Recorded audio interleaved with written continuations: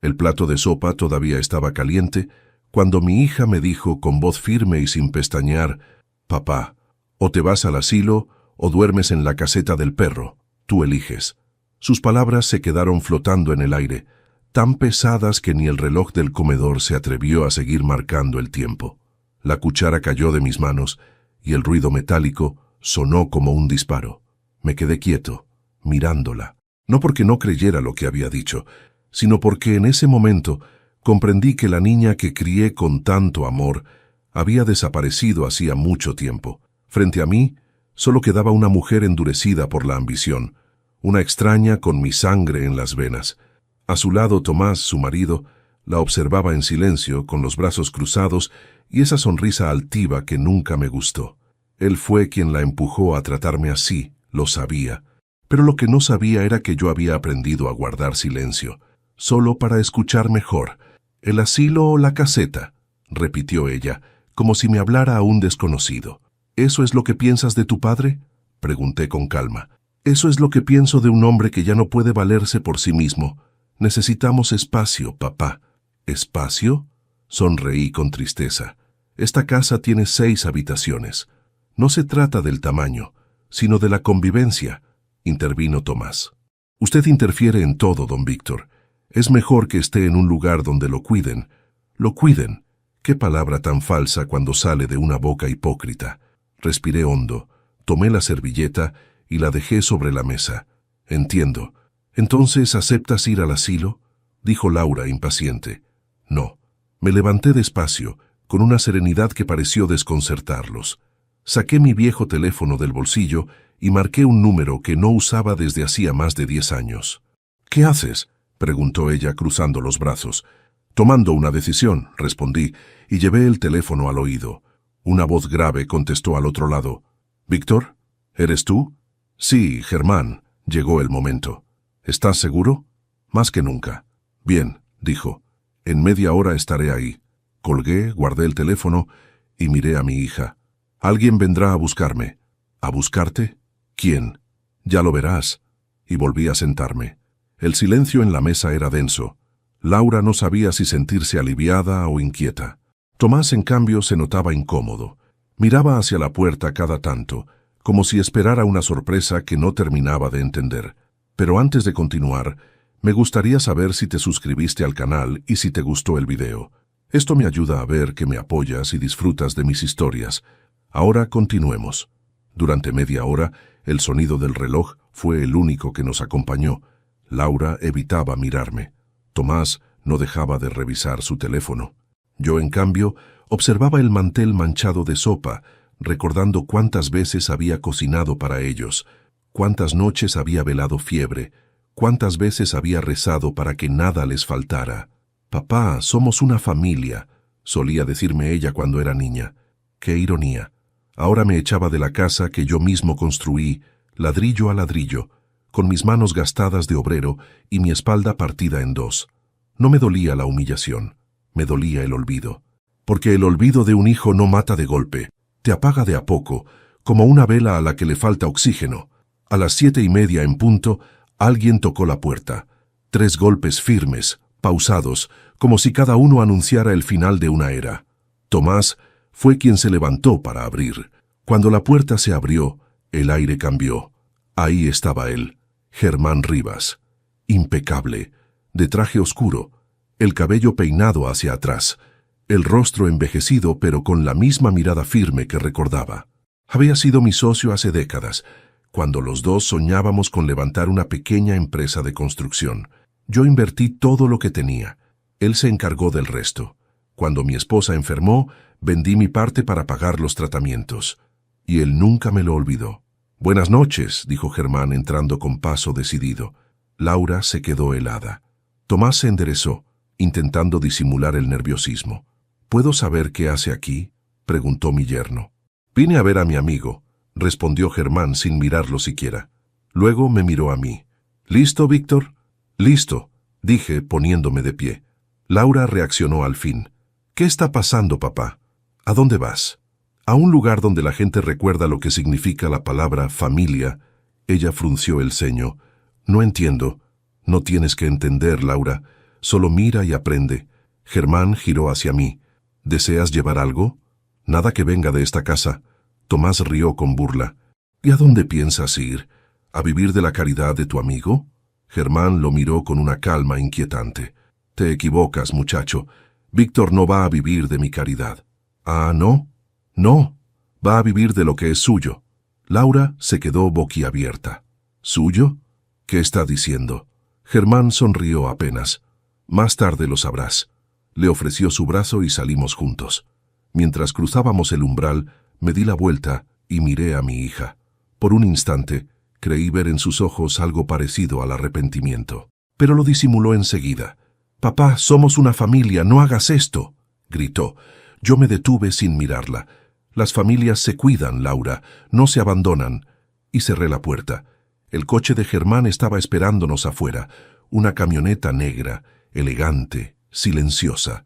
Subí despacio. Mientras avanzábamos por la calle, las luces de mi casa se hacían más pequeñas en el retrovisor. «Sabía que algún día me llamarías», dijo Germán, encendiendo un cigarrillo. «Tardé demasiado, quizás». «No, lo hiciste justo a tiempo». Miré por la ventana. La ciudad seguía viva, indiferente, como si nada hubiera pasado. Pero dentro de mí algo había muerto, y algo nuevo empezaba a nacer. Sabía que esa noche no terminaba con una huida. Esa noche empezaba mi justicia. El coche avanzaba despacio entre las luces de la ciudad. Germán conducía sin hablar, y yo agradecía ese silencio. A veces las palabras solo sirven para ensuciar lo que el alma ya entiende. Miré mi reflejo en la ventana. Un viejo con la mirada cansada y el corazón lleno de cicatrices. Me pregunté en qué momento mi vida se torció, cuándo mi hija dejó de verme como su padre y comenzó a verme como un estorbo. Quizás la respuesta estaba en el pasado, en esos años donde todo parecía eterno, incluso el amor. Laura tenía apenas 9 años cuando su madre, Clara, se enfermó. El diagnóstico fue cruel, cáncer avanzado. Yo trabajaba en una empresa de construcción que apenas me dejaba respirar. Salía de casa antes del amanecer y regresaba cuando ella ya dormía. Pero cada centavo que ganaba era para sus tratamientos. Recuerdo una noche en el hospital, Clara me tomó de la mano y dijo con voz débil: «Víctor, si algo me pasa, prométeme que no dejarás que Laura olvide lo que es el amor». «Te lo prometo», le respondí, y sentí como su mano se enfriaba poco a poco. Cumplí esa promesa con todo mi ser. Me volví madre, padre, amigo, refugio. No me importó pasar hambre si ella podía estudiar. Vendí mi coche, mis herramientas, mi reloj de boda, todo. Cuando cumplió 16, le compré su primer vestido para el baile de la escuela. Era sencillo, color marfil. Ella lloró de emoción y me abrazó tan fuerte que sentí que el corazón me iba a estallar. «Te amo, papá», me dijo entonces, y yo creí que nada ni nadie podría romper ese lazo. Pero la vida, como el cemento que se agrieta con el tiempo, empezó a mostrar sus fisuras.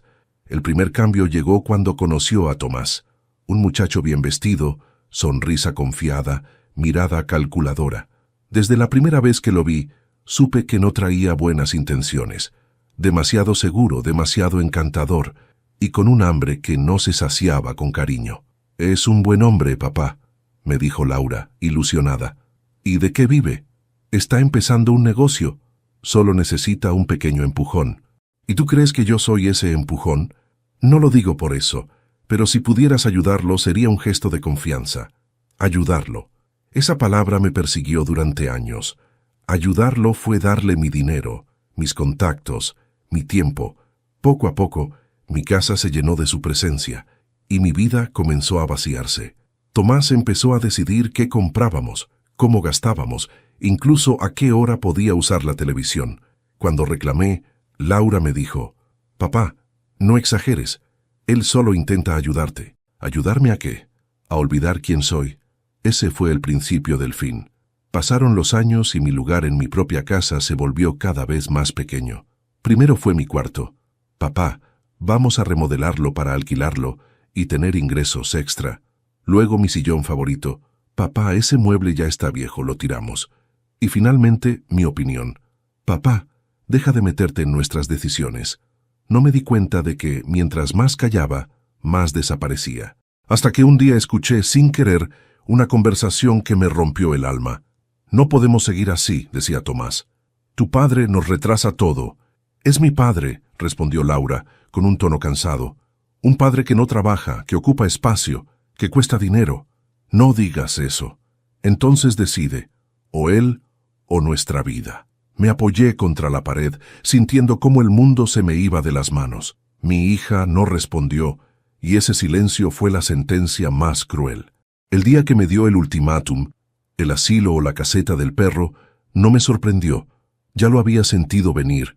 Solo necesitaba verlo para entender que no quedaba nada del amor que la había criado. Pero lo que ella no sabía era que, a veces, el silencio del padre no es debilidad, es estrategia. Germán siempre me decía, el hombre que calla cuando lo humillan no está derrotado, está observando cómo se hunden los demás. Y yo había observado bastante. Llegamos a su casa esa noche. Era una mansión moderna, amplia, de esas que huelen a mármol y poder. Cuando entré me recibió su esposa, Teresa, con una sonrisa cálida.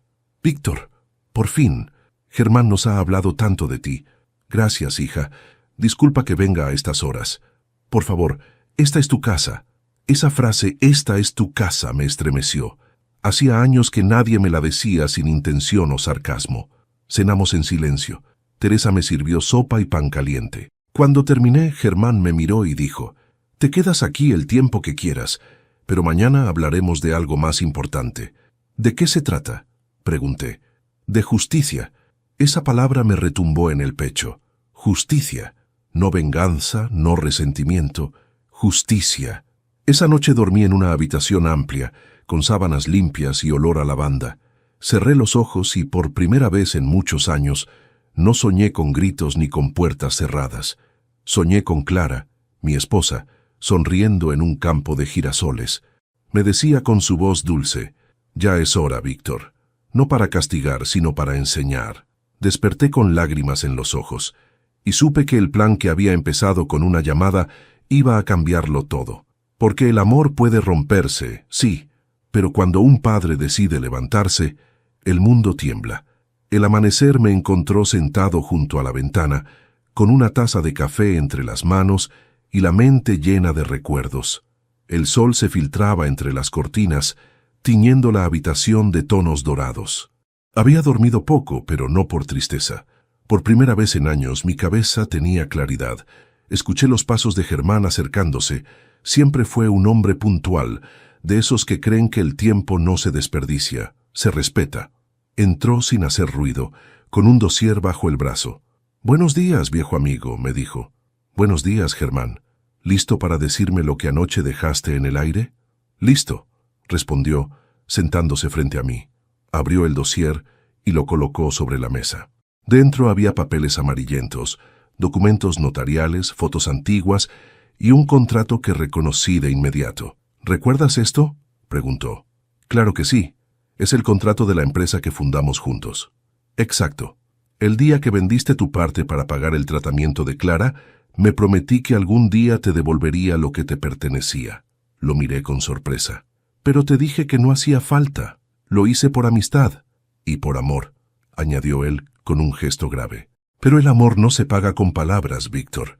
Se honra con actos». Sacó otro documento y lo deslizó hacia mí. «Desde hace 20 años, todo lo que ganamos con la empresa se dividió en 2. La mitad está a tu nombre. ¿Qué dices?» «Nunca cerré la sociedad. Legalmente sigues siendo copropietario». Sentí que el corazón me daba un vuelco. «Eso es imposible. Yo firmé la venta». «Sí, pero firmaste un acuerdo simbólico». «Nunca lo registré». Me quedé en silencio, sin saber qué decir. Durante años había vivido modestamente, sin imaginar que, en los papeles, era dueño de la mitad de una constructora que ahora valía millones. Germán se inclinó hacia mí. «Tu hija y su marido creen que te vencieron, pero el poder real no está en el dinero que robaron con mentiras, sino en lo que tú puedes decidir ahora». Respiré hondo. «¿Y qué me propones?». Germán encendió un cigarrillo. «Justicia, pero no de la que destruye, de la que enseña. Habla claro. Vamos a dejar que ellos mismos se hundan». «¿Cómo?». «Les daremos exactamente lo que siempre quisieron: dinero, poder y oportunidades. Y veremos qué hacen con eso. Lo miré intrigado. ¿Qué tienes en mente? Primero, harás las paces con ellos. Les dirás que todo fue un malentendido, que aceptas irte, pero que quieres dejarles algo para su futuro. ¿Y qué les dejaré? Un documento falso. Un testamento que diga que, en caso de tu muerte, heredan tus acciones en mi empresa. Me reí con incredulidad. ¿Y eso qué logrará? Que revelen quiénes son realmente. La codicia siempre rompe el disfraz. Germán tenía razón. Conocía bien a Tomás. No resistiría la tentación de aprovecharse de algo que creyera suyo. ¿Y tú qué ganarás con esto?, pregunté desconfiado. Tranquilidad. Me cansé de ver cómo la gente buena sufre en silencio. Es hora de que alguien ponga las cosas en su lugar. Esa mañana desayunamos juntos. Su esposa, Teresa, escuchaba en silencio, con esa serenidad que solo tienen las mujeres sabias. Cuando Germán le contó el plan, ella asintió despacio. «Víctor», me dijo, «a veces las lecciones que más duelen son las únicas que dejan huella. No quiero hacerles daño, Teresa, solo quiero que entiendan». «Y lo harán», dijo ella, «pero a su manera». Terminamos el desayuno en silencio. El aire se sentía denso, como si el universo estuviera esperando el siguiente movimiento. A mediodía, Germán me llevó a su oficina. Era un edificio imponente en el centro de la ciudad. Las paredes estaban cubiertas de reconocimientos, fotografías con políticos y empresarios, y una gran placa dorada con su nombre. En la entrada, los empleados lo saludaban con respeto. Pero lo que más me impresionó fue lo que vi en la pared del fondo. Un retrato mío, más joven, enmarcado junto al suyo. «Siempre lo tuve ahí», dijo él, notando mi sorpresa. «¿Por qué? Porque todo lo que soy comenzó contigo». Sentí un nudo en la garganta. Tantas veces me había sentido inútil, viejo, olvidado, y sin saberlo, seguía siendo parte de algo mucho más grande. Germán me entregó una carpeta. «Aquí tienes los documentos que usaremos, no te preocupes, todo está preparado». «¿Y qué debo hacer ahora? ¿Volver a casa?»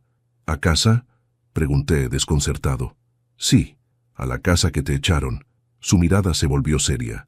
«Es hora de que ellos aprendan qué significa enfrentar la mirada de un hombre que no tiene miedo». Esa noche, cuando llegué, la casa estaba en penumbra.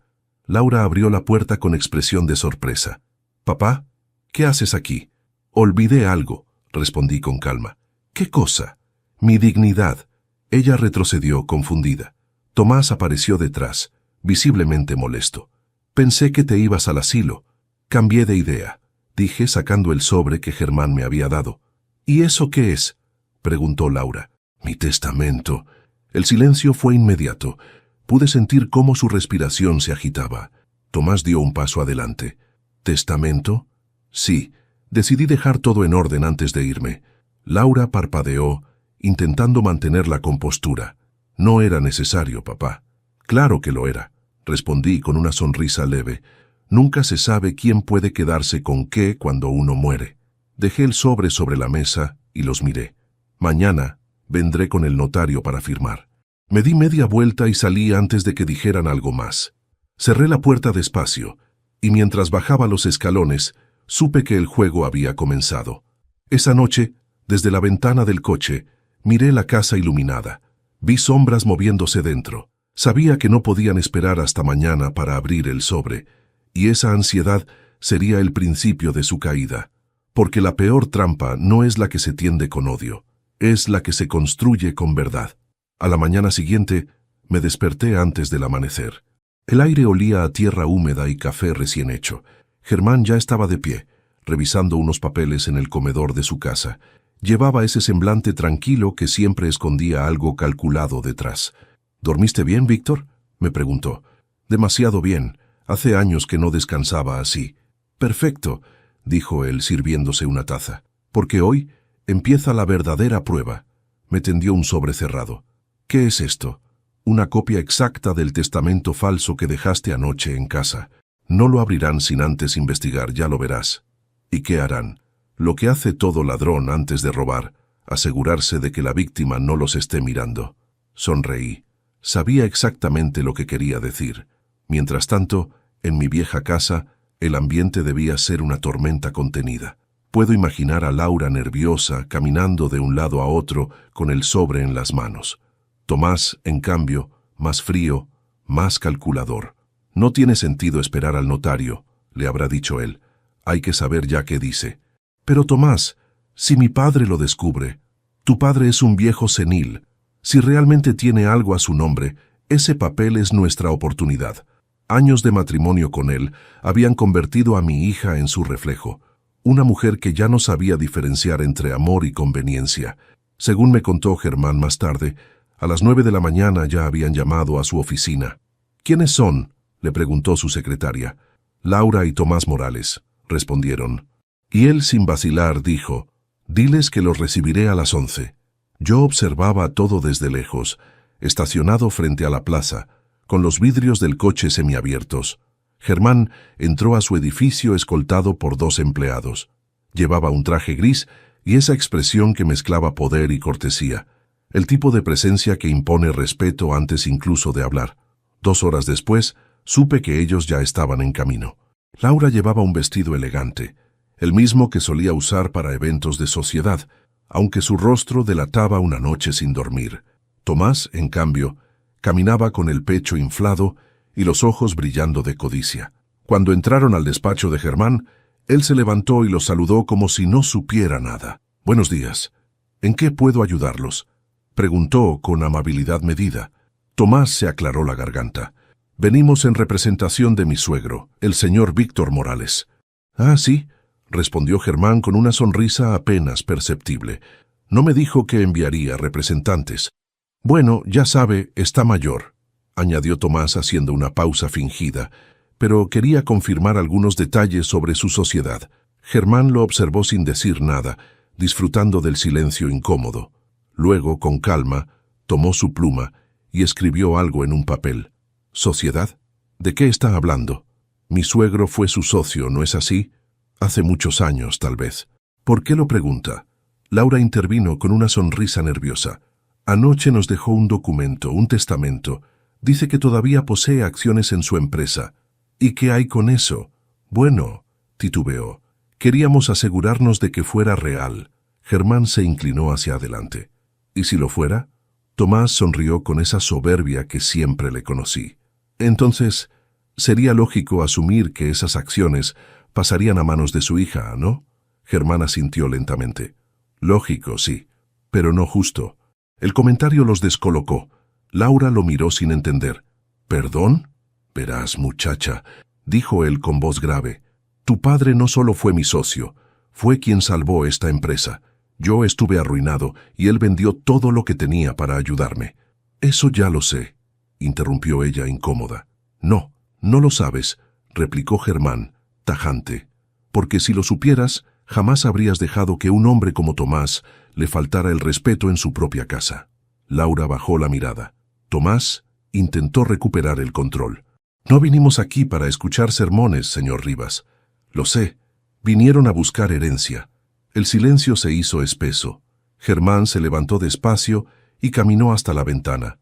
«Miren, jóvenes, mi empresa no es un juego, y si tuvieran un poco de sentido común, entenderían que el dinero que no se gana con esfuerzo se convierte en veneno». Tomás apretó los puños. «¿Nos está amenazando?». «No», respondió Germán, volviéndose hacia ellos. «Los estoy advirtiendo». A las 11:30 salieron de la oficina con el orgullo herido y la curiosidad aún más despierta. Germán los había tratado con cortesía, pero había dejado caer suficientes frases para mantenerlos en vilo. Justo lo que necesitábamos. Cuando me llamó más tarde para contarme, su voz sonaba divertida. «Son peores de lo que imaginaba». «¿Tanto así?». «Sí. Ese hombre, Tomás, no disimula su codicia. Y tu hija...». Hizo una pausa. «Tu hija tiene miedo». «¿De qué?». «De perder algo que nunca tuvo». Esa tarde volví a pasar frente a mi antigua casa. Las cortinas estaban corridas y las luces encendidas. Desde afuera, escuché discusiones. Mi hija gritaba. Tomás golpeó algo. No podía escuchar las palabras, pero no necesitaba hacerlo. Sabía que el dinero, incluso el imaginario, había comenzado a dividirlos. Sonreí para mis adentros. No porque disfrutara su conflicto, sino porque sabía que esa grieta sería la puerta por la que entraría la verdad. Al anochecer, Germán me llamó otra vez. Todo está listo, Víctor. Mañana los invitaremos a cenar. ¿Aquí? Sí. Quiero que escuchen de mi propia boca lo que tú realmente posees. ¿Y qué poseo, Germán? Pregunté, aunque conocía la respuesta. Él rió. Más de lo que imaginas, viejo amigo. Entonces, ¿cuál es el plan? Dejar que la verdad caiga sobre ellos como un espejo y ver si tienen el valor de mirarse. Colgamos. Me quedé mirando el cielo. La noche estaba clara, las estrellas brillaban y el aire tenía ese silencio que precede a los grandes cambios. Sabía que, a partir de mañana, nada volvería a ser igual, ni para ellos, ni para mí.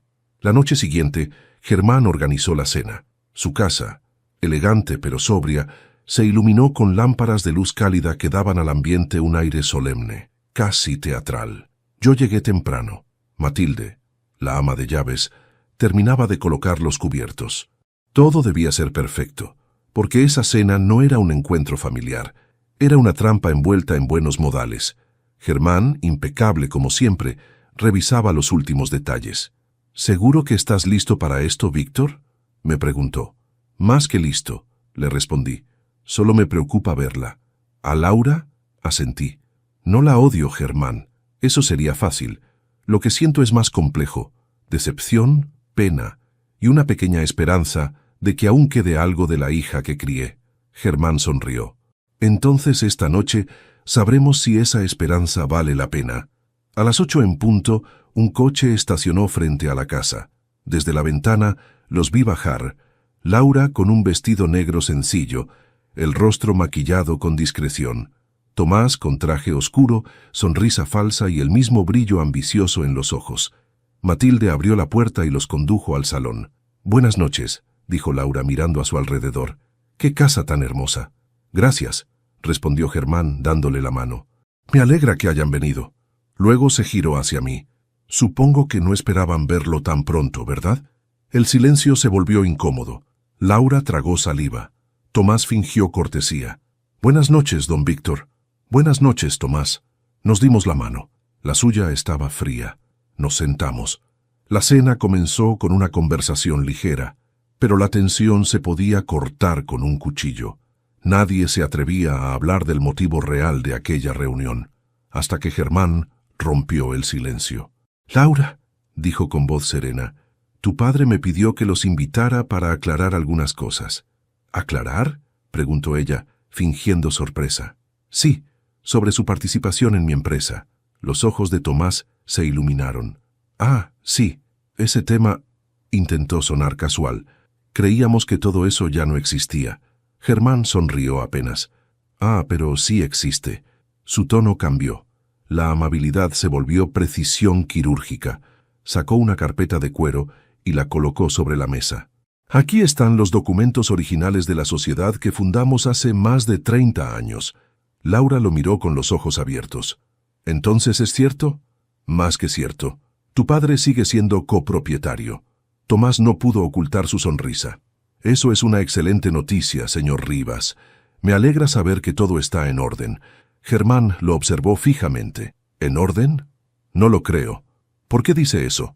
«Porque el orden se rompe cuando la gratitud desaparece». Silencio. Laura bajó la vista. Tomás intentó sostener la compostura. «No entiendo a qué se refiere». «Me refiero», dijo Germán con voz firme, «a que el dinero puede reconstruir una casa, pero no una conciencia». Laura respiró hondo. «Señor Rivas, con todo respeto, no creo que sea justo hablar así. No sabe por lo que hemos pasado». «Tienes razón, hija», intervine suavemente.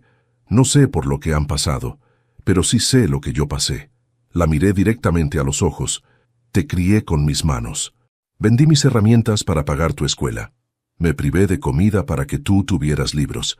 Y un día, cuando te pedí un poco de espacio para envejecer en paz, me diste 2 opciones: el asilo o la caseta del perro». Laura cerró los ojos, como si mis palabras la golpearan. Tomás puso una mano sobre la suya, pero ella la apartó. «Papá», susurró, «yo…». «No hables todavía». Tomé aire. «No te traje aquí para humillarte. Te traje para que veas quién se convirtió en espejo de tu ambición». Germán se levantó y fue hacia un mueble lateral.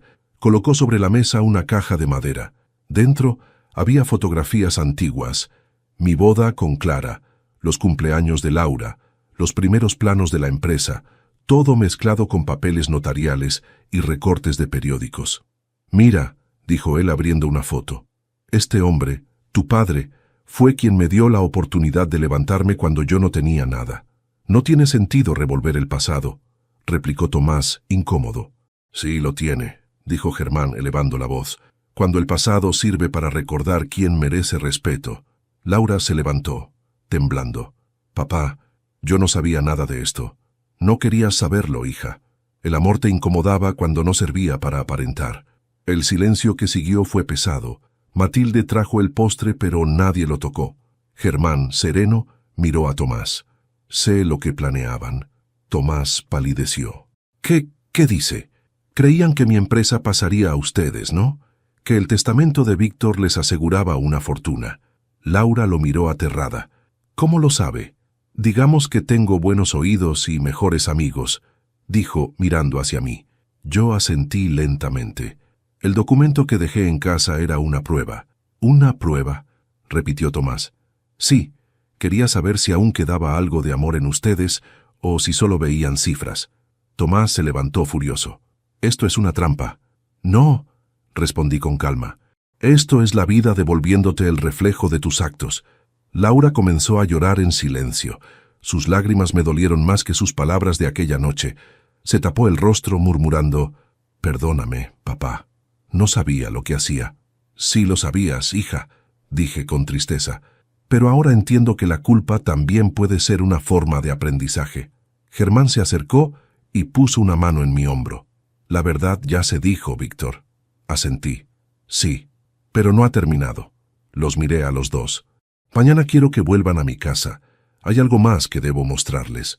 Laura levantó la mirada confundida. «¿Qué cosa?» «La verdadera herencia», respondí. Tomás intentó replicar, pero Germán lo detuvo con un gesto. «Le conviene escuchar», le dijo con voz firme. «A veces la fortuna más grande no viene en billetes, sino en lecciones que marcan la piel». Salieron de la casa sin decir una palabra. Yo los vi marcharse desde la ventana. Laura caminaba unos pasos detrás de su marido, con los hombros caídos. Tomás, en cambio, seguía erguido, con la furia contenida del que no acepta perder. Germán me miró y dijo: «Ahora empieza la segunda parte, Víctor». «¿Y cuál es?» «La más dura, dejar que el remordimiento haga su trabajo». Asentí. Sabía que tenía razón. A veces el castigo no necesita gritos, ni venganza, ni tribunales. Solo un espejo limpio y el silencio de la conciencia. El amanecer del día siguiente trajo consigo una calma engañosa. Desde la ventana de la habitación que Germán me había preparado, observé el jardín cubierto de rocío. La brisa era fresca, y sin embargo sentía el aire denso, cargado de presentimientos.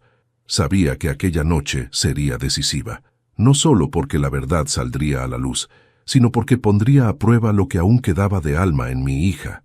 Germán entró al cuarto sin golpear, como hacía cuando trabajábamos juntos décadas atrás. «¿Listo para cerrar el círculo, viejo amigo?», preguntó con una sonrisa cansada. «Listo», respondí. «Pero no te niego que tengo miedo». «¿Miedo de qué?» «De ver que ya no queda nada bueno en ella». Germán dejó la taza de café sobre la mesa. A veces, para limpiar una herida hay que abrirla. Durante el día los preparativos se hicieron con precisión casi militar. Germán invitó a varios socios de la empresa, al notario que había conservado desde los años 80, e incluso a un par de periodistas locales para documentar el homenaje. Nadie sabía la verdadera razón de aquella cena, excepto nosotros dos. Matilde, la ama de llaves, fue quien me ayudó a vestirme. Mientras ajustaba el nudo de mi corbata me dijo: «Tiene usted un corazón noble, don Víctor, pero recuerde que los golpes más fuertes no los da el odio, sino la decepción».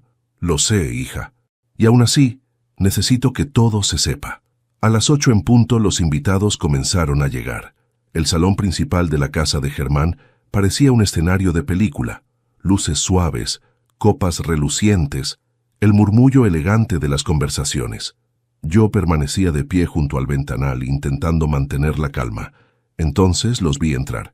Laura con un vestido rojo oscuro, el cabello recogido con esmero. Tomás, impecable, con el aire triunfal del que cree tener la victoria asegurada. Se acercaron a saludar. «Papá», dijo ella con una sonrisa ensayada, «gracias por invitarnos». «De nada, hija. Quiero que esta noche sea inolvidable». Nos sentamos. El vino empezó a correr, las risas a mezclarse con las expectativas, pero debajo de la superficie todos podían sentir que algo se gestaba. Fue entonces cuando Germán se levantó, golpeó suavemente la copa con una cuchara, pidiendo atención. «Queridos amigos, colegas», comenzó con voz firme, «hoy no estamos aquí solo para cenar. Estamos aquí para celebrar una deuda moral que lleva más de 30 años esperando saldarse». Los murmullos se apagaron. Laura y Tomás se miraron, intrigados. Germán continuó. «Muchos de ustedes saben que hace décadas comencé esta empresa con un socio, un hombre que me salvó cuando todo estaba perdido». Pausó. «Ese hombre está aquí, sentado entre nosotros». Todos dirigieron la mirada hacia mí. Yo permanecí en silencio.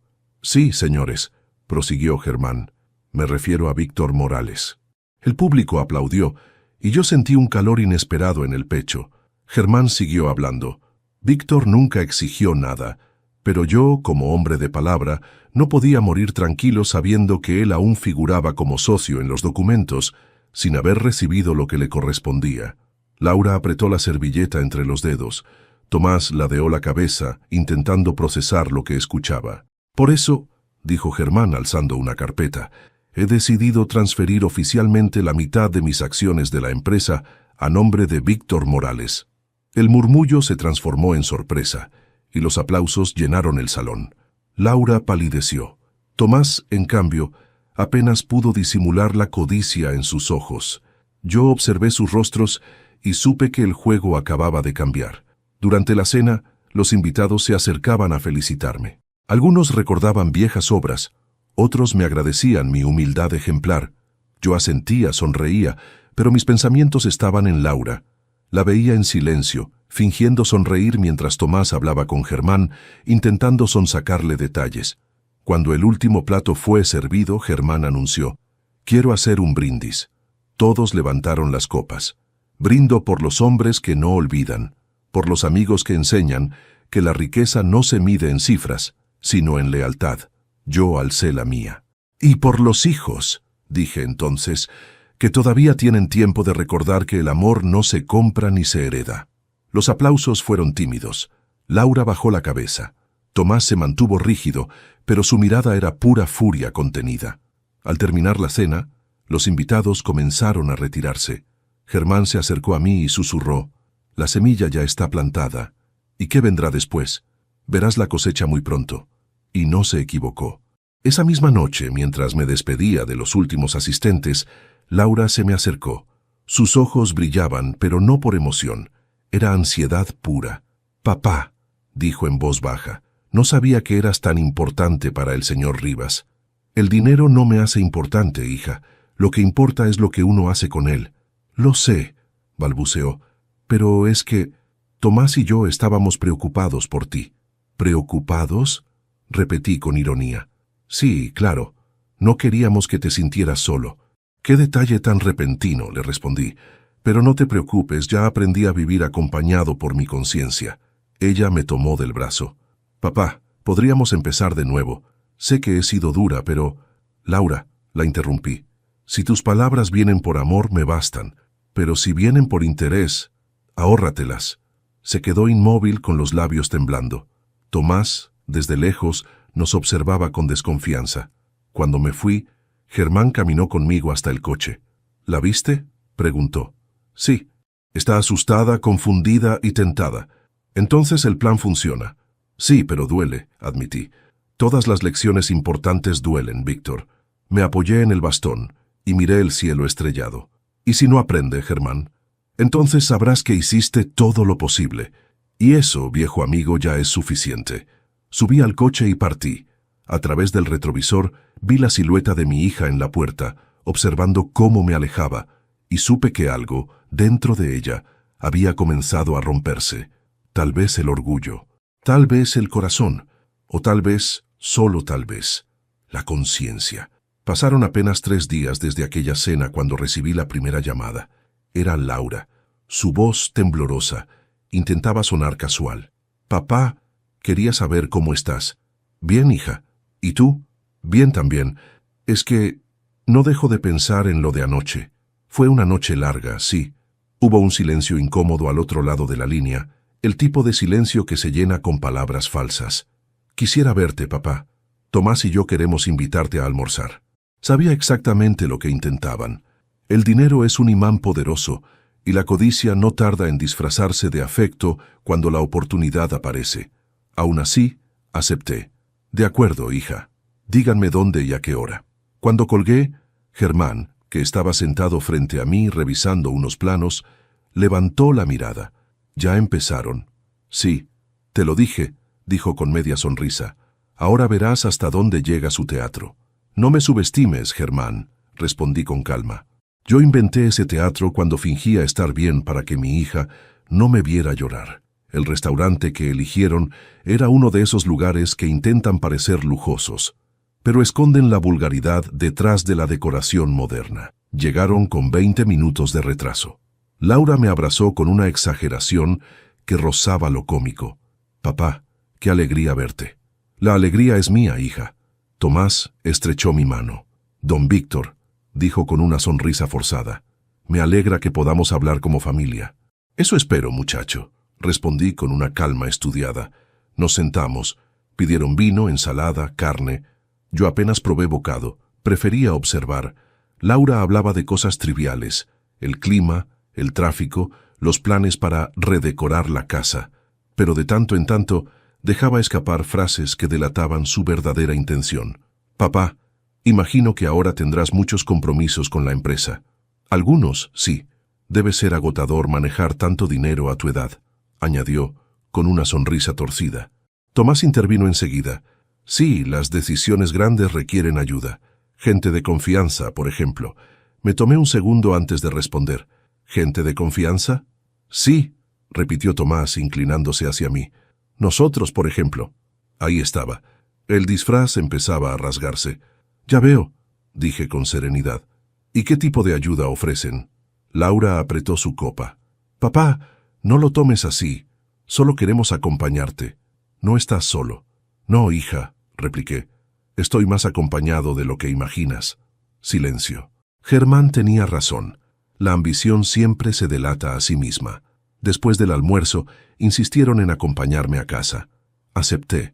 Sabía que querían ver dónde vivía ahora, cuánto tenía, qué podían calcular.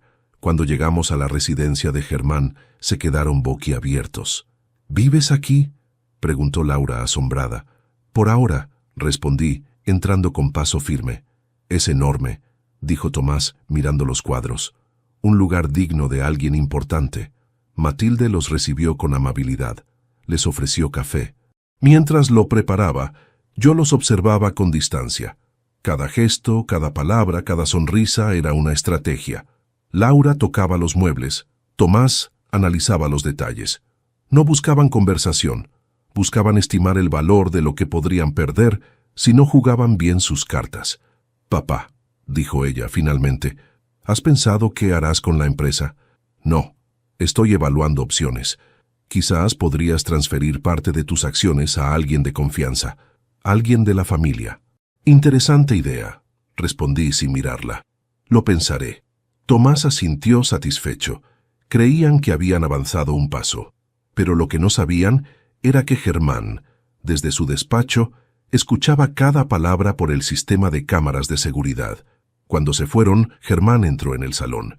Su expresión era una mezcla de decepción y serenidad. «Ni 5 minutos tardaron en mostrar los dientes», dijo. «Sí, pero aún no saben que están mordiendo una sombra. ¿Planeas seguir el juego?» «Hasta el final. Quiero que sean ellos mismos quienes pronuncien la sentencia». Germán sonrió. «Entonces es hora de la segunda fase». «¿Cuál?» «La donación». «¿Qué donación?», pregunté intrigado. «Mañana anunciarás públicamente que donarás parte de tus acciones a una fundación de obras sociales». «¿Y eso qué logrará?» «Desesperación. Cuando los avaros se sienten perder, se vuelven peligrosos y revelan todo. Esa noche no pude dormir. Miré una vieja foto de Laura de niña. Tenía 6 años y estaba sentada sobre mis hombros, riendo mientras la lluvia nos empapaba en el parque. Recordé su voz pequeña diciéndome: «Papá, cuando sea grande, te voy a cuidar como tú me cuidas». Cerré los ojos. El dolor no venía de la traición, sino del recuerdo de esa promesa rota. A la mañana siguiente hicimos el anuncio. Germán organizó una rueda de prensa en la sede principal de la empresa. Periodistas, cámaras, fotógrafos, todos estaban allí. Me entregó un discurso preparado, pero preferí hablar con el corazón. «Durante años viví creyendo que había perdido todo», dije ante los micrófonos. «Pero descubrí que la verdadera riqueza no se mide por lo que uno guarda, sino por lo que puede devolver al mundo». «¿Es cierto que donará sus acciones, señor Morales?», preguntó un periodista. «Sí, las transferiré a una fundación que llevará el nombre de mi difunta esposa, Clara, para ayudar a jóvenes sin recursos a estudiar ingeniería». Los aplausos llenaron la sala. En la primera fila, Laura y Tomás, con rostros petrificados, intentaban sonreír para las cámaras. Yo, desde el podio, los observé sin rencor, pero con una claridad brutal. Sabía que esa sonrisa suya no era orgullo, era miedo. Cuando todo terminó, Germán me tomó del brazo y susurró: «Ya está hecho». «Sí», respondí, mirando a mi hija entre la multitud. «Ahora solo queda ver hasta dónde están dispuestos a llegar». Esa noche, cuando regresé a casa, mi teléfono vibró. Un mensaje nuevo, de Laura. Decía: «Papá, tenemos que hablar. Es importante». Sonreí con tristeza. El juego continuaba. Y esta vez, ellos mismos iban a cavar su propia tumba moral. El mensaje de Laura llegó a las 11 de la noche. No pude dormir después de leerlo. «Papá, tenemos que hablar. Es importante». Ninguna palabra más. Ningún tono que indicara si era preocupación o estrategia. Solo esa frase que, viniendo de ella, podía significar cualquier cosa. Al amanecer, le conté a Germán. «Sabía que lo harían», dijo mientras se servía café. «El dinero se les escurre entre los dedos y la desesperación no tarda en morder. ¿Qué hago? Recíbelos. Pero no solo. ¿Quieres estar presente?» «No. Esta vez será tu escena. Yo solo observaré desde lejos». Y así fue. Laura llegó a media tarde. Tomás venía detrás, con ese aire de quien entra a un terreno que no le pertenece, pero actúa como si fuera suyo. Matilde los recibió con cortesía, aunque sus ojos los atravesaban. «Pasen. Don Víctor los espera en el salón». Los vi entrar y supe que traían un guión ensayado. Laura caminaba despacio, como si quisiera medir mis reacciones. Tomás la seguía con una carpeta bajo el brazo, fingiendo serenidad. «Papá», comenzó ella, «gracias por recibirnos». «Siempre recibo a mi familia, hija», respondí sin levantarme del sillón. «Vinimos a hablar de la fundación», añadió Tomás con su tono meloso. «Nos parece un proyecto noble, pero creemos que podrías necesitar ayuda para manejar todo eso». «¿Ayuda?», pregunté, fingiendo sorpresa. «Claro, es mucho dinero, mucha responsabilidad. No querrías que algo saliera mal». Laura asintió. «Papá, no queremos que nadie se aproveche de ti. Podríamos ayudarte a administrar los fondos, tú sabes, para que todo sea transparente». «¿Transparente?». La ironía casi me hizo reír. «Entiendo», dije. «¿Y qué proponen exactamente?». Tomás abrió la carpeta. «Hemos redactado un documento de gestión conjunta. Tú mantendrías la dirección honoraria, pero nosotros nos encargaríamos del manejo diario». Lo observé sin interrumpirlo. El papel tenía mi nombre impreso en letras grandes. Era un contrato disfrazado de nobleza. En cuanto lo firmara, todo el dinero de la fundación pasaría a sus manos. «Veo que han trabajado duro», dije cruzando las manos. «Queremos hacerlo por ti», respondió Laura. «Por mamá, por mamá». Usar el nombre de Clara fue el golpe más bajo. Sentí un nudo en el pecho. «¿Por mamá?», repetí lentamente. «Sí», dijo ella, casi llorando.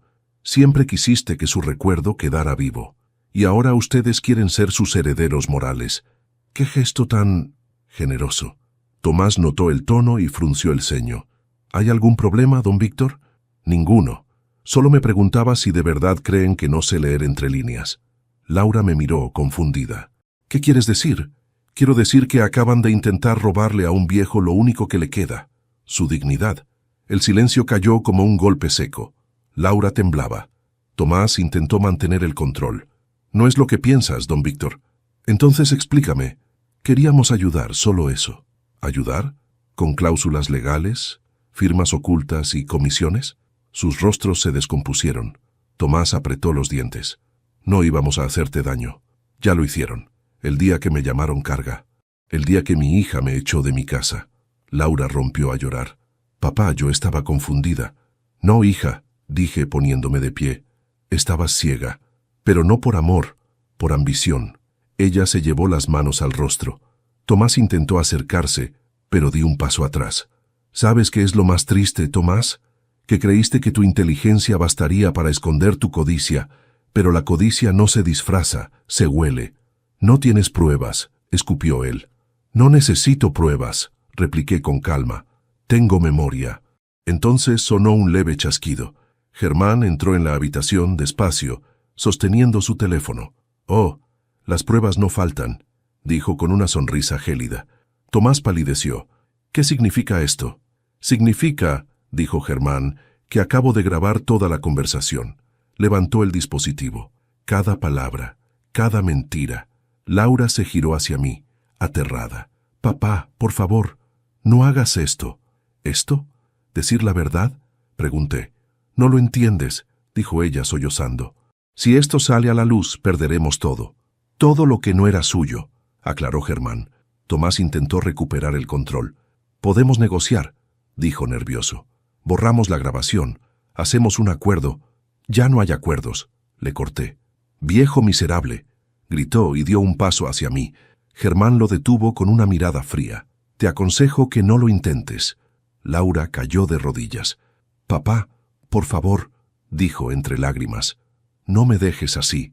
¿Así cómo, hija? Pregunté, mirándola con ternura rota. ¿Sin dinero o sin alma? Ella no respondió. Su llanto llenó la habitación. Por un momento, el silencio me dolió más que cualquier insulto, pero había llegado demasiado lejos como para retroceder. Váyanse, dije finalmente. No quiero volver a verlos hasta que entiendan el valor de una palabra dada. Tomás la tomó del brazo y la levantó bruscamente. Vámonos. Antes de salir, se giró hacia mí. Te arrepentirás de esto. Tal vez, respondí, pero al menos lo haré con la conciencia limpia. Cuando se fueron, me dejé caer en el sillón. El peso de los años me cayó encima de golpe. Germán se acercó y puso una mano en mi hombro. Lo hiciste bien. No me siento bien, admití, porque todavía la amas. Sí, susurré, pero a veces amar también significa poner distancia. Nos quedamos en silencio. Fuera, el viento agitaba los árboles. Por un instante creí escuchar la voz de Clara en mi memoria, susurrando, «Ya está, Víctor. Ahora podrán aprender, aunque sea tarde». Cerré los ojos. No había triunfo, ni gloria, ni venganza, solo una calma triste, y la certeza de que la justicia, aunque duela, también libera. El silencio después de la tormenta suele ser más cruel que el estruendo mismo. La casa se quedó quieta, como si hasta las paredes tuvieran miedo de romper la calma. Germán se había ido a su despacho. Yo me quedé solo, con el bastón apoyado contra la mesa y el corazón pesado, más que cansado. Había ganado, sí, pero no sentía victoria, sentía vacío. La justicia no siempre trae consuelo. A veces solo deja un eco amargo que te recuerda cuánto tuviste que perder para alcanzarla.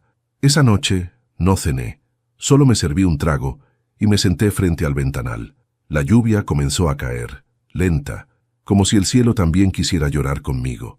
Recordé los días en que Laura era una niña, cómo corría por el patio con su madre detrás, riendo, con las manos manchadas de pintura. Recordé cómo me abrazaba en las noches frías, prometiendo que nunca me dejaría solo, y pensé, quizás las promesas no se rompen, simplemente se las lleva el tiempo cuando el corazón se endurece. Pasaron 2 días sin noticias, hasta que el tercer día, Matilde entró al salón con un sobre en la mano. «Don Víctor, ¿vino alguien a dejar esto?» «¿Quién?» «Una muchacha, su hija». Mi pecho se encogió. Tomé el sobre. Tenía mi nombre escrito con su letra temblorosa. Dentro había una carta y una llave. «Papá, no sé si tengo derecho a escribirte después de todo lo que hice». Tomás se fue. Me dejó en medio de nuestras deudas, con la casa hipotecada y el orgullo destrozado. No tengo nada, solo me quedan los recuerdos y la culpa. La llave es de tu antigua casa, ya no me pertenece. Fui al banco y firmé la renuncia. No quiero nada que no haya ganado con mis manos. Sé que las palabras no bastan, pero si algún día decides escucharme, estaré en el lugar donde solías llevarme de niña, el Parque de los Álamos. Perdóname, aunque no lo merezca. Tu hija, Laura. Leí la carta 3 veces. La tinta estaba corrida en algunos tramos. Lágrimas, tal vez. O lluvia. No importaba. Lo que importaba era que por primera vez en años sentía que hablaba con la Laura verdadera, no con la mujer que Tomás moldeó a su antojo. Esa tarde pedí a Germán que me llevara al parque. No dijo nada, solo asintió y preparó el coche. El cielo seguía gris, pero el aire olía a limpio. Cuando llegamos, el parque estaba casi vacío. Los álamos se mecían suavemente con el viento, y allí, en el banco donde solíamos sentarnos, estaba ella, Laura, vestida con un abrigo gastado, el cabello suelto, los ojos hinchados. Me vio acercarme y se puso de pie, pero no se atrevió a moverse. Yo avancé con paso lento, apoyándome en el bastón. Cuando estuve frente a ella, solo dije, «Siéntate, hija». Obedeció en silencio. Nos quedamos así, sin hablar, escuchando las hojas caer. «¿Por qué viniste?», pregunté al fin. «Porque ya no tengo a nadie más». «Sí tienes, Laura. A ti misma. Y eso vale más de lo que imaginas. No sé si puedo volver a ser quien era». «Nadie puede», respondí, «pero uno puede empezar desde otro lugar». Ella lloró, sin esconderse. Yo la dejé llorar. No dije nada. A veces, el perdón comienza con el silencio. Cuando se calmó, me mostró un pequeño cuaderno. «Escribí algo», dijo temblando, «sobre ti, sobre mamá, sobre lo que aprendí. ¿Puedo leerlo?» «No, todavía no. Quiero terminarlo primero. Quiero que tenga sentido». Asentí, y en ese momento vi a mi hija como hacía años no la veía.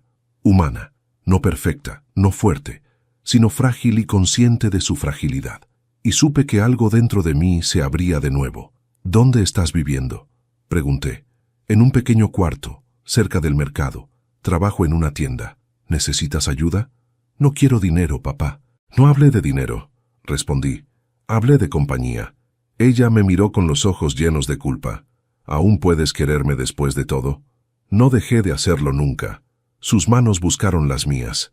Eran las mismas manos que un día me apartaron, y ahora temblaban pidiendo abrigo, y yo sin pensarlo las tomé, no porque olvidara, sino porque entendí. El sol comenzaba a ponerse. Germán, a lo lejos, observaba desde el coche. Laura se recostó sobre mi hombro, como cuando era niña. «¿Crees que mamá me perdonaría?», susurró. «Tu madre tenía un corazón inmenso, pero el perdón no viene de los muertos, hija. Viene de lo que hacemos después de reconocer que fallamos». Ella asintió, y entonces, con una voz casi rota, dijo, «Quiero empezar de nuevo, papá». «Entonces empieza. ¿Puedo volver a verte?». «Cuando quieras». Regresé esa noche con el corazón distinto, no más ligero, pero sí más vivo. Germán me escuchó en silencio mientras le contaba todo. Cuando terminé, dijo, «¿Y la perdonaste?». «No lo sé, Germán». «¿Cómo que no?». «Creo que el perdón no es una puerta que se abre de golpe, es un camino. Y hoy apenas di el primer paso. Antes de dormir, volví a leer su carta. La guardé en el cajón junto a una foto de Clara. «Lo hiciste bien, amor», murmuré al retrato. La enseñé con dureza, pero con amor. Apagué la luz. Por primera vez en mucho tiempo, no soñé con dolor ni con traición. Soñé con un banco bajo los álamos, con una hija llorando y un padre que, pese a todo, seguía creyendo en ella. Porque a veces, la venganza más grande no es destruir al que te hizo daño, sino obligarlo a mirarse en el espejo y aprender a ser mejor. Amaneció con un silencio distinto, de esos silencios que no duelen, sino que anuncian algo nuevo. El sol se filtraba por las cortinas de mi habitación, y el olor del café recién hecho me recordó que aún estaba vivo, que la vida seguía, y que, de alguna manera, había vuelto a tener sentido. Me senté despacio al borde de la cama. El cuerpo me pesaba, pero el alma estaba en calma. Pensé en Clara, en cómo solía despertarme con la frase que más extraño en el mundo. Víctor, no te acostumbres al dolor. No fuiste hecho para sufrir, sino para enseñar. Quizás por eso seguía aquí. No para cobrar cuentas, sino para dejar una lección que sobreviviera a mis errores y a los de quienes amé. Después de lo sucedido con Laura, Germán insistió en que tomara un descanso. «Te hace falta aire limpio, lejos de todo», me dijo una mañana, mientras revisaba papeles en su despacho. «¿Y tú crees que uno puede alejarse del pasado solo respirando distinto?», le respondí medio en broma. «No, pero puedes aprender a convivir con él sin que te ahogue». Tenía razón. Por eso acepté su propuesta de pasar unos días en la casa de campo, esa que hacía años no visitaba. Antes de irme, decidí escribirle una carta a mi hija. No una carta de reproches, sino una de testamento emocional. Porque el dinero puede dividir, pero las palabras, si son honestas, pueden sanar. Querida Laura, no sé si estas líneas te encontrarán bien. No escribo para juzgarte, sino para explicarte lo que el tiempo me enseñó. Cuando tu madre murió, creí que mi propósito era protegerte del dolor, pero al hacerlo, te protegí también de la verdad, que el amor sin límites a veces destruye lo que intenta salvar. Te di todo, hija, y en ese todo olvidé dejarte espacio para equivocarte sin miedo. No te culpo por haberte perdido. Todos lo hacemos alguna vez. Lo importante no es cuánto caemos, sino si somos capaces de mirar hacia arriba. Si alguna vez dudas de quién eres, busca el reflejo en los ojos de quien te perdona, no en los de quien te adula. No heredarás mi fortuna, pero sí algo más valioso, mi nombre. Cuídalo. Con amor, tu padre. Dejé la carta en el escritorio, dentro de un sobre sellado. Luego salí al jardín. El aire olía a tierra húmeda y hojas secas. A lo lejos, el coche de Germán esperaba. Matilde se acercó para despedirse. «¿Volverá pronto, don Víctor?», preguntó. «No lo sé, hija. A veces uno no vuelve. Solo aprende a quedarse en paz donde está». El camino hacia la casa de campo era largo y sinuoso. Los árboles formaban un túnel natural, y el sonido del viento entre las ramas me trajo una paz que había olvidado. Cuando llegamos, el portón de madera seguía igual, viejo con las iniciales de Clara y las mías talladas en el centro. B&C era nuestro símbolo de amor eterno. La casa, aunque cubierta de polvo, estaba intacta. Cada habitación guardaba un pedazo de historia. La cuna de Laura, la guitarra de Clara, las cartas que solíamos escribirnos en tiempos de juventud. Al recorrer los pasillos, sentí que la memoria me abrazaba sin reproche. Encendí la chimenea y me quedé mirando el fuego. Pensé en lo que había pasado, en cómo el dolor me había empujado a trazar un plan tan frío, y, sin embargo, ese plan había devuelto a mi hija su humanidad. Paradójico, sí, pero la vida está llena de paradojas que solo el tiempo aclara. Pasaron 3 días en silencio. Germán me llamaba a diario. «¿Cómo te sientes?», preguntaba. «En paz», respondía siempre. Hasta que una mañana, Matilde me informó que Laura había ido a buscarme. «Está aquí en la entrada», dijo con voz baja. «Parece distinta». Salí al porche. Allí estaba, de pie, con un ramo de flores silvestres en la mano. Sus ojos ya no tenían brillo de vanidad, sino de alguien que había llorado demasiado. «Papá», su voz era apenas un susurro. «¿Puedo pasar?», asentí. Caminamos hacia el interior sin hablar. Ella colocó las flores sobre la mesa. «Son del jardín de mamá», dijo. Las reconocí. Nos sentamos junto al fuego. Durante unos minutos solo escuchamos el crepitar de la leña, hasta que ella rompió el silencio. «Leí tu carta». «¿Y qué sentiste?». «Vergüenza y alivio. El alivio llega cuando el alma deja de mentirse», respondí. Sus ojos se llenaron de lágrimas. «Papá, quiero hacer algo con la fundación, no para redimirme, sino para honrarla. ¿Qué tienes en mente?». «Quiero trabajar en ella, no como heredera, sino como voluntaria. Quiero empezar desde abajo». La miré en silencio. No era la voz de la mujer altiva que un día me llamó viejo egoísta. Era la de la niña que un día me prometió cuidar de mí, y sentí que Clara, desde donde estuviera, sonreía. «Entonces hazlo», dije. «¿De verdad me dejarías?». «No tengo nada que dejarte, hija. Solo la oportunidad de hacerlo bien». Ella asintió secándose las lágrimas. Por primera vez en mucho tiempo, no me habló de dinero ni de culpas. Me habló de propósitos, y supe que, finalmente, estaba despertando. Esa tarde, Germán llegó sin avisar. Traía consigo unos documentos. «Interrumpo algo importante, lo sé», dijo, pero esto no podía esperar. «¿Qué es?», pregunté. «La formalización legal de la Fundación Clara Morales. Quiero que tú y Laura firmen juntos como representantes». Laura lo miró emocionada. «¿Yo también?» «Sí, hija», dije. «Es momento de que te ganes tu lugar». Firmamos los papeles. Cuando terminé, Germán me miró con una mezcla de orgullo y melancolía. «Sabes, viejo amigo, no todos tienen el valor de perdonar sin olvidar». «No es valentía», le respondí. «Es amor que aprendió a ponerse límites». Pasaron las semanas. La fundación comenzó a funcionar. Laura trabajaba cada día, supervisando becas, ayudando a jóvenes que no tenían recursos para estudiar. A veces la observaba desde lejos, hablando con los estudiantes, y veía en sus gestos el reflejo de su madre. Esa ternura silenciosa que cura sin palabras. Tomás, su exmarido, desapareció del mapa. Nunca volvió a buscarla, y ella no volvió a mencionarlo, como si, al perderlo, hubiera recuperado algo que valía infinitamente más: su dignidad. Un día, mientras revisábamos los informes de la fundación, Laura me trajo una caja. «Esto es para ti, papá». «¿Qué es?» «Mi cuaderno, el que te dije que estaba escribiendo». Lo abrí. En la primera página, un título: «El hombre que me enseñó a perder sin odiar». Comencé a leer.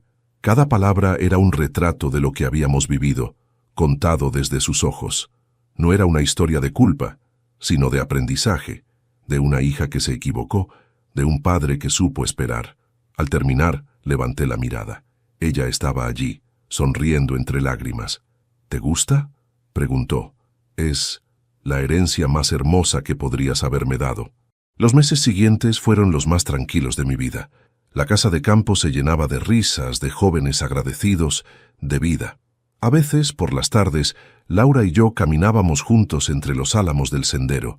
Ella me tomaba del brazo y me hablaba de sus planes para el futuro. «Quiero abrir un programa de mentoría», decía, «para que los muchachos no solo estudien, sino que aprendan lo que mamá siempre decía, que el valor de una persona no está en lo que tiene, sino en lo que da». «Entonces hazlo, hija», le respondía, «y hazlo a tu manera». Y cada vez que la veía sonreír, entendía que la vida, incluso en su crueldad, sabe cerrar los círculos con delicadeza.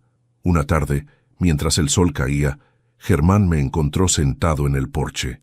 «¿En qué piensas?», me preguntó. «En que ya no me queda mucho tiempo, pero por fin sé qué dejaré atrás». «¿Y qué es eso?». «Una historia que termina bien». Nos reímos los dos. Él sacó su pipa, yo mi bastón, y nos quedamos mirando el horizonte en silencio. Después de tantos años de lucha, entendí algo simple. No existe justicia sin compasión, ni redención sin dolor. Esa noche, antes de dormir, escribí una última nota, que guardé junto al retrato de Clara y la carta de Laura. Si alguna vez alguien encuentra estas palabras, quiero que sepa que el perdón no borra el pasado, lo ilumina. No busquen venganza, busquen comprensión, no guarden rencor, guarden memoria. Y cuando la vida los hiera, recuerden, el amor no siempre salva, pero siempre enseña. Apagué la lámpara. El fuego crepitaba en la chimenea. Afuera, los álamos susurraban como si el viento repitiera mis pensamientos. Cerré los ojos, y por primera vez en mucho tiempo no sentí miedo ni tristeza, solo gratitud, porque había comprendido que mi mayor fortuna no era el dinero, ni la empresa, ni los papeles firmados, sino el haber recuperado a mi hija, el haber dejado en el mundo algo más que una historia, una enseñanza, un legado. Y así termina mi historia, no con un final perfecto, sino con un corazón en paz, porque a mis 70 años aprendí que los hijos no siempre son como uno los sueña, pero el amor de un padre verdadero nunca se jubila, solo se transforma en herencia del alma. Y si llegaste hasta aquí, te agradezco de corazón por acompañarme en este viaje. Si esta historia te conmovió, te invito a suscribirte al canal, dejar tu me gusta y comentar qué te pareció. Cuéntame desde qué ciudad nos ves y si alguna vez también aprendiste a perdonar cuando parecía imposible. Soy Víctor Morales, y esta fue mi historia.